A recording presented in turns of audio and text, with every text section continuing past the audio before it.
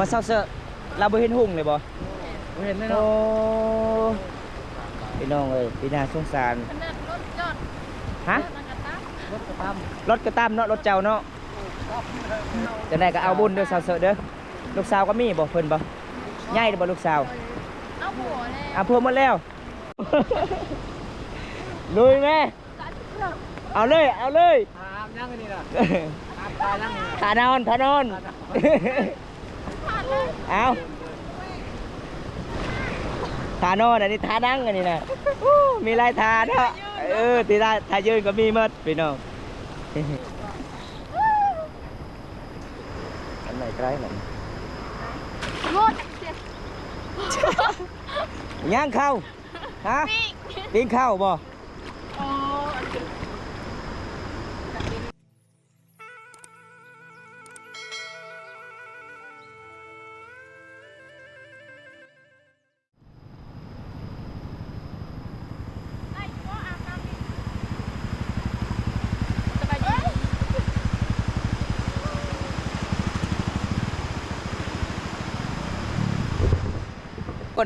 ตอนนี้บัมตากาสิพา FC ทุกคนหลายๆคนที่เข้ามาติดตามรับชมมื้อนี้กับบัมตากาอัปเดตสาวลาวอาบน้ำพี่น้องบรรยากาศในเขตชนบทหมู่บ้านนี้อันที่เป็นน้ำห้วยที่ชาวบ้านก็อาบน้ำได้ใช้ชีวิตประจำวันพี่น้องน้ำก็คุ้นเลยก็จะเป็นผู้สาวอาบได้มื้อนี้ก็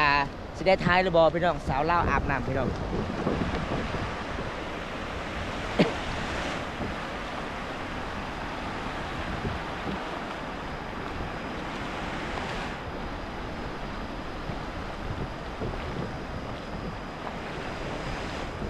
มาทุกคนน้ำที่สาวลาวอาบน้ำบรรยากาศยามแรงๆพี่น้องเลยน้ำก็คุ้นหลายเลยเพราะว่าช่วงนี้ก็เป็นช่วงฝนตกพี่น้องนี่บ่อยู่ทางพุ่นก็เจ้าอาบเบิด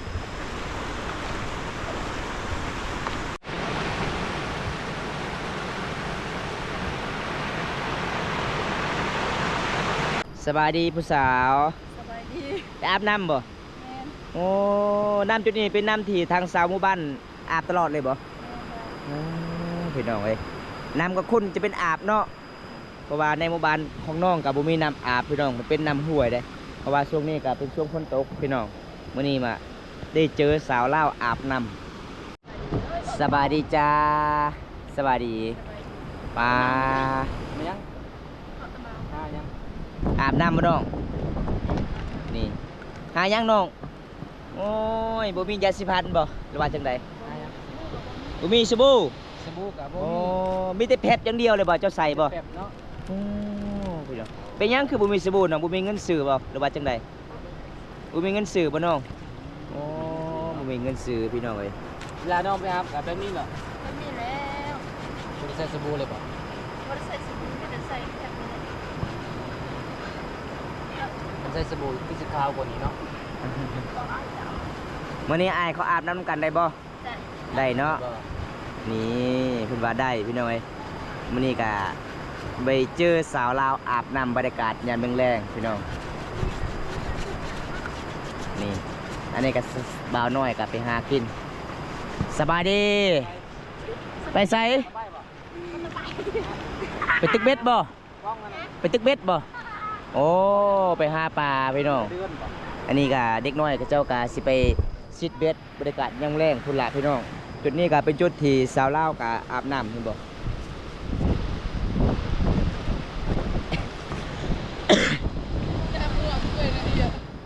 ผู้สาวน้ำนี่มีลายบ่ปิงบ่ลายอยู่บ่โอ้เป็นตะยานเนาะ ปีงเนาะ ปิงลายพี่น้องเอ้ย ปีงใหญ่ป่ะ ใหญ่หน่อยก็มีใหญ่ก็มี โอ้ มีตัวแม่ก็มี ใหญ่น้อยมีเบิดอยู่นี่เนาะ ปลาก็ไล่บ่ได้บ่ปลาอยู่นี่บ่ได้เนาะนี่รถชาวบ้านเขาเจ้าก็สิมาซื้อเครื่องของมาที่เมืองนี่ล่ะพี่น้องเห็นบ่หมู่บ้านนี่ก็เวลาเข้าเมืองก็มันไกลที่สุดพี่น้องน้ำคนก็จะเป็นอาบแล้วน้อง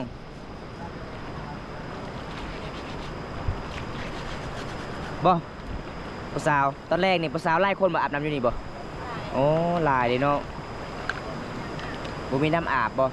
อ๋ออ้าวแต่เวลาน้ำกินนี่ไปตักอยู่ไสน้ำกินน่ะ กำลังดอกกองยัง น้ำสร้างบ่ ก็มี บ่แม่นน้ำสร้างนี่วิถีชีวิตสาวลาวเฝ้ามังกรการอาบน้ำอาบในมื้อนี้พี่น้องเอ้ยกลับไปแบบนี้ล่ะพี่น้องน้ำคุณจะเป็นอาบแดดขยำแรงๆประมาณ5-6 โมงแรงก็จะเป็นทางสาวหมู่บ้านเขาเจ้าอาบแต่นี่พูนเขาเจ้าเรียนกันพี่น้องเป็นแถวเด้มื้อนี้ก็อัปเดตวิถีชีวิตสาวลาว2 คนได้เจอเขาเจ้าก็อาบน้ำบรรยากาศยามแรงทักทายเพิ่นก่อนพี่น้อง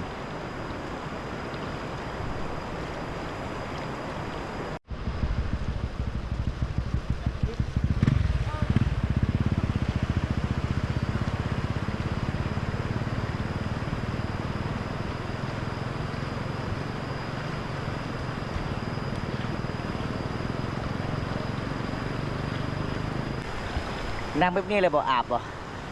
บริยานปิงบ่นี่ปิงนี่ปิงใหญ่ นี่พี่น้องน้ำมันนี่จะเป็นปิงลายภาษาเว้าพี่น้องเอ้ยเอากาสิบ่กะอาบละพี่น้อง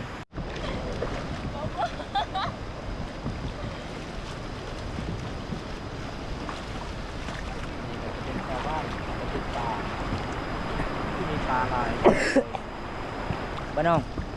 ตอนแรกผู้บ่าวก็อาบจุดนี้ตลอดบ่ผู้บ่าวบ่อาบนำกันกับผู้สาวเลยโอ้อาบนำกันได้เนาะ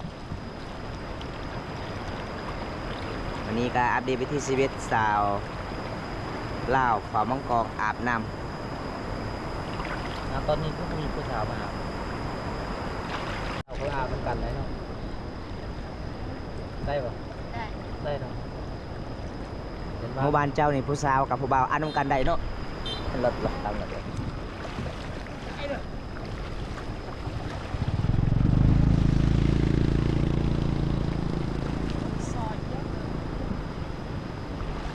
เป็นยังน้อง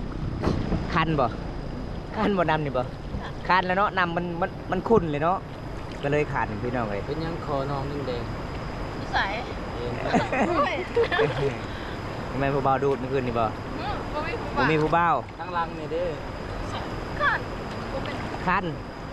คันยังคันบ่งบ่อะคันบ่งบ่เนาะเอาละน้ำอาบน้ำ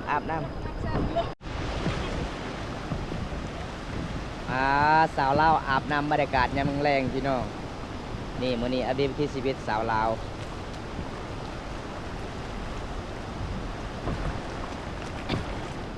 ลอยไปพุ่นเลยน้องลอยได้บ่ไปพุ่นลอยได้บ่ ได้อะ ว่าได้บ่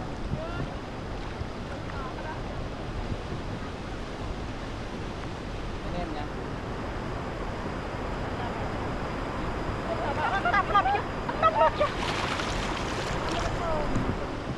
เป็นยังเราบ่เห็นเลยบ่ เอาไปเลย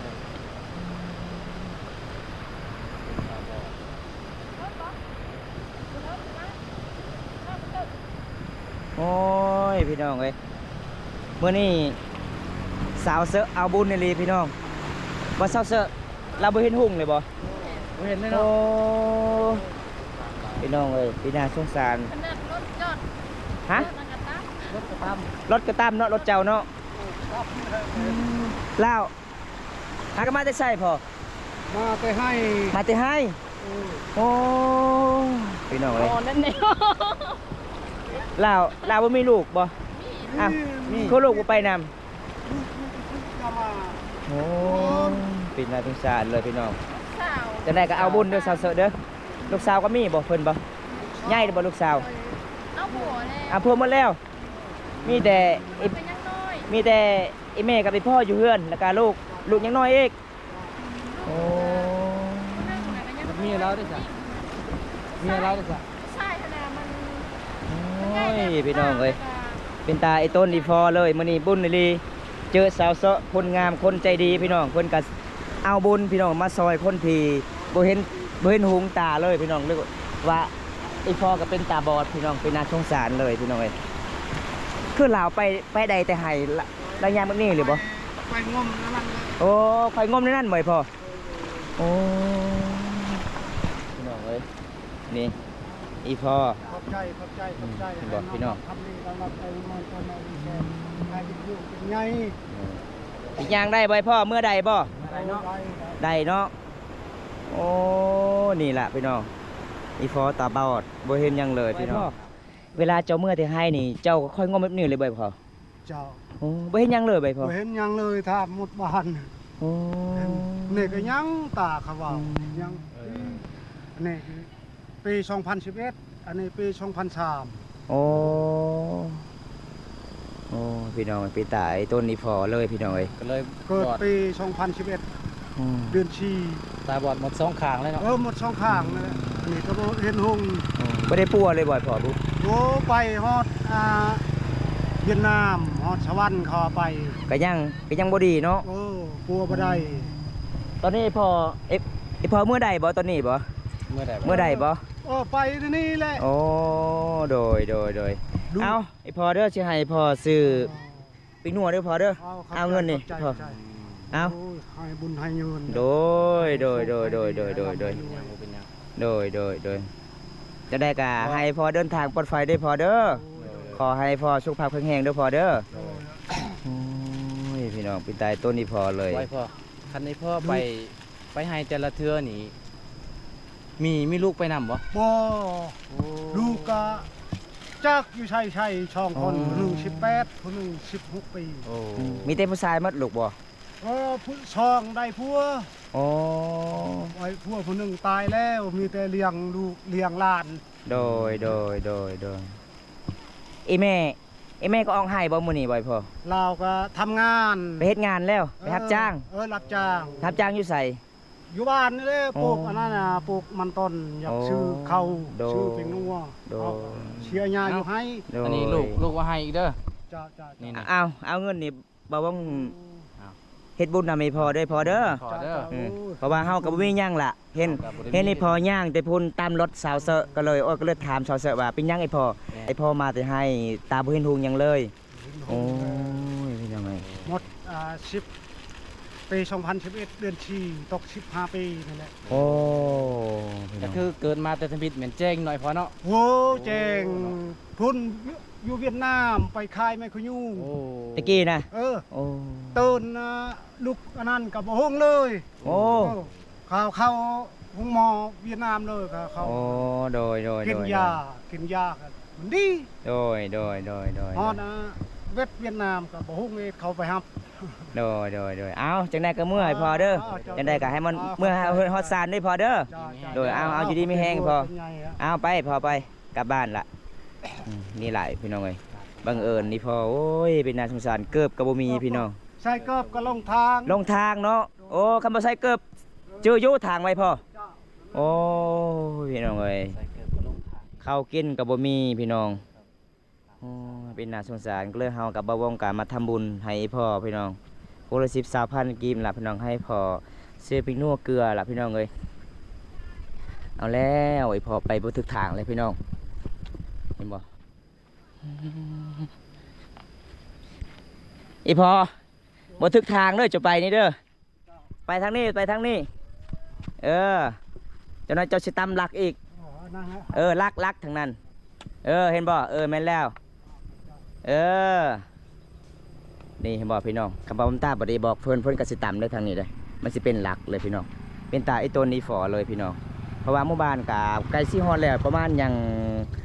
งหลักหนึงกับฮอดหมู่บ้านล่ะพี่น้องโอ้ยเป็นตาสงสารปลาสางเผือกอาบน้ำ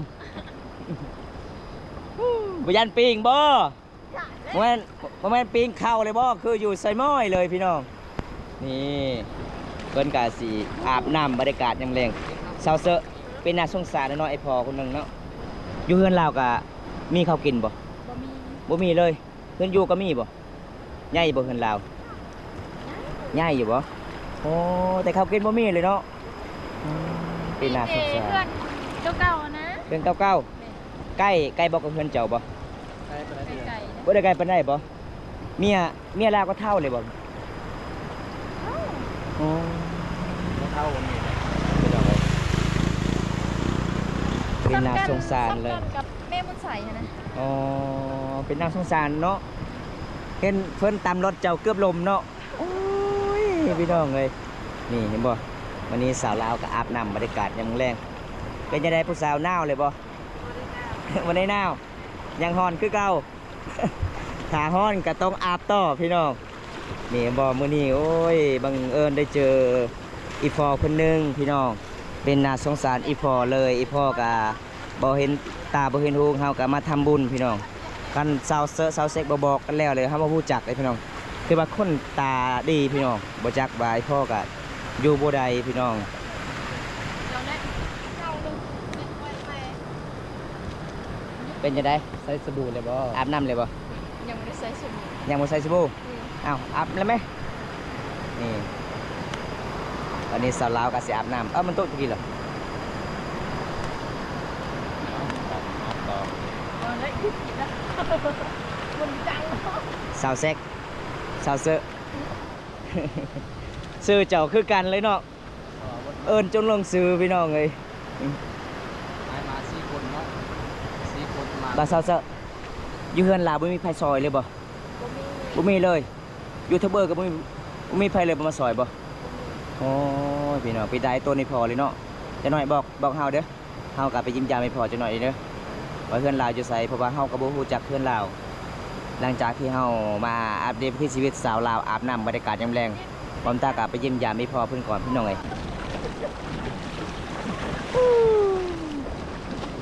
เย็นสบายเลยเนาะ นี่บรรยากาศยามแรงสาวลาวอาบน้ำพี่น้องเย็นคักเลยน้ำก็จะเป็นขุ่นหลายเลยพี่น้องน้ำเนี่ยลุยไหมเอาเลย อาบยังนี่ล่ะอาบตายยังนี่ ทานอนเอาทานอนอันนี้ทานั่งอันนี้นะมีลายทาเนาะที่ทายืนก็มีหมดพี่น้อง นี่โอ้ยสาวลาวม่วนหลายพี่น้องเอ้ย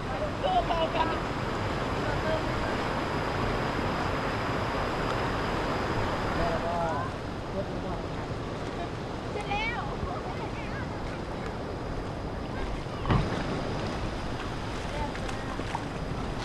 เอาทาเซาเซ็กวันนี้เซาเซอะวันนี้ได้ทาเจ้าหน้าสมบูรณ์ไม่ได้ทาเจ้าแบบได้ทาเจ้าเอาทาอาบน้ำปีนังกาเลยทาเซาเซอะ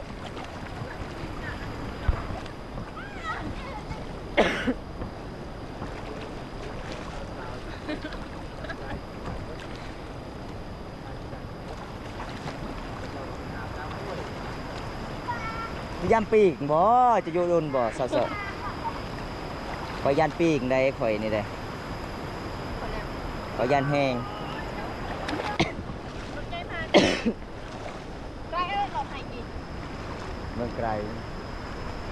แล้วจะด้านไหนไกล เฮ้ยนี่ไกล อันไหนไกลหน่อย งดเสีย ย่างเข้าฮะ ปีก ตีนเข้าบ่ โอ้จะเป็นรถขาทุกเลยรถถอยนะเพราะว่ามันก็ดีแล้วนึงว่า ไปจะได้ภาษาวสิเมื่อเลยบ่ภาษาวสิเมื่อเลยเนาะป้าภาษาวมีแต่คนงามๆจุกๆงามๆเลยอาบน้ำบรรยากาศยามแรงๆมื้อนี้ยังได้อายกะสิเมื่อคือกันเด้อน้องเด้อคลิปนี้กะจบไว้ที่นี่ก่อนพี่น้องถามมื้อหน้ามีผู้บ่าวทางไทยอยากมาลิ้นได้บ่ ลิ้นได้ ลิ้นได้เนาะเพราะว่าคันท่าอาบน้ำก็คืออาบน้ำจุดนี้บ่บ่มีน้ำบ้านเฮาเนาะ บ่มีน้ำ มี ป่วยนี่แหละ แม่นจะไหนอากาศก็ได้น้องเด้อ เด้ออายเด้อ ฮะ เส้นทางปลอดภัยเด้อ เดินทางปลอดภัยบ่ เป็ด ปลอดภัยอยู่ใส่อยู่ห้องพักเฮ้ยนี่พี่น้องสาวลาวนะฮักหลายหลายๆคนเลยเขาเจ้ากะอัปเดตวิถีชีวิตสาวลาวอาบน้ำกับอัปเดตใดพี่น้องแบบเคสนบทสุมภาพรูเขาเจ้าอาบน้ำอาบน้ำกับจุดนี้หมดเลยหมดบรรยากาศยามแรงพี่น้องตอนนี้สาวลาวกับสิกลับเพื่อนกับสารหลักบ๊ายบายบ๊ายบายได้บอมตากาสปิดไว้สำเนีก่อนพี่น้องเลยเมื่อนี้เดินทางหับส้มเขตหมู่บ้านสาวลาวหมู่บ้านนี้พี่น้องเลยบังเอิญได้พ่อคนหนึงตาบอดพี่น้องบ่เห็นหุง เพราะว่าบอมตากะมาสะพานบุญบอมตามาทำบุญกับบ่าวงพี่น้องเอ้ยเป็นน่าสงสารในใดพี่น้องเอ้ยเพิ่นหากะมาแต่เสียหญ้าให้เพิ่นตำลักแน่ตำลักไฟพาแน่แล้วก็ตำรถชาวบ้านอีกพี่น้องเพิ่นก็บ่ได้เห็นหยังเลยบ่เป็นน่าสงสารเพิ่นพี่น้องจะได้บอมตากะสิปิดไว้ซุนี้ก่อนพี่น้องรับชมสาวลาวอาบน้ำบรรยากาศยามแลงกับประมาณซุนี้ล่ะพี่น้องคลิปนี้ก็ขอจบไว้ที่นี้ก่อนพี่น้อง คลิปหน้าก็มาพบกันใหม่ขอกล่าวคำว่าสวัสดีเด้อพี่น้องบ๊าย